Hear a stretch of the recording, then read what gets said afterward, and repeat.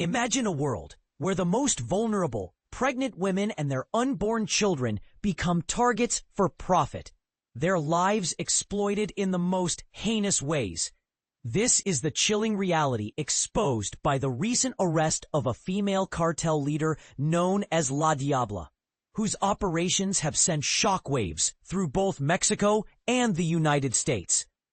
In a joint operation between U.S. and Mexican authorities, Martha Alicia Mendez Aguilar, a high-ranking member of the Jalisco New Generation Cartel, was apprehended for allegedly masterminding a gruesome baby trafficking and organ harvesting scheme.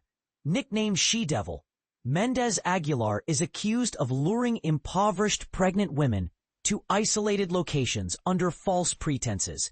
There, she would perform illegal cesarean sections, often resulting in the mother's deaths. But here's where it gets even more horrifying. The newborns were then sold to U.S. couples for up to 250,000 Mexican pesos, approximately $14,000, while the organs of the deceased mothers were harvested and sold on the black market, according to reports from CBS News.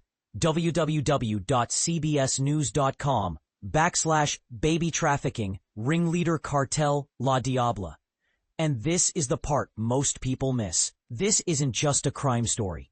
It's a stark reminder of how cartels are diversifying their operations to fund their activities.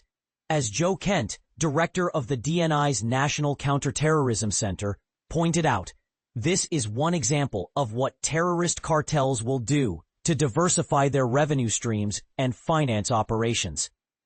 The arrest, which took place on September 2nd in Juarez, across the border from El Paso, was made possible by intelligence shared between U.S. agencies and Mexican authorities. Kent emphasized the urgency of the operation, stating the lives of innocent women and children depended on her capture. Mendez Aguilar remains in Mexican custody, and the investigation into her alleged trafficking ring is ongoing. Senior intelligence officials told CBS News that her arrest is a significant blow to the cartel's operations. But here's the controversial question. Is this arrest enough to dismantle the broader networks that enable such atrocities? Or is it merely a drop in the ocean of a much larger systemic issue? This case also highlights a pivotal shift in U.S. policy. Since President Trump's executive order in January designated cartels and transnational gangs as foreign terrorist organizations, FTOs, U.S. authorities have been granted expanded powers to target these groups. The Jalisco New Generation Cartel was added to this list in February, allowing the U.S. to deploy intelligence, sanctions, and even military support, tools typically reserved for combating groups like Al-Qaeda. But here's where it gets controversial.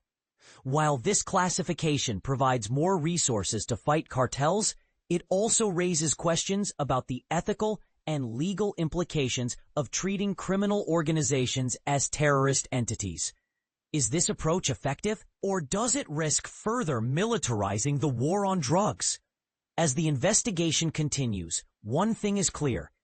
The arrest of La Diabla has peeled back the curtain on a dark and complex web of exploitation. But what do you think?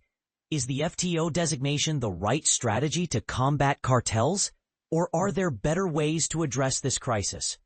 Share your thoughts in the comments. This is a conversation that needs to happen.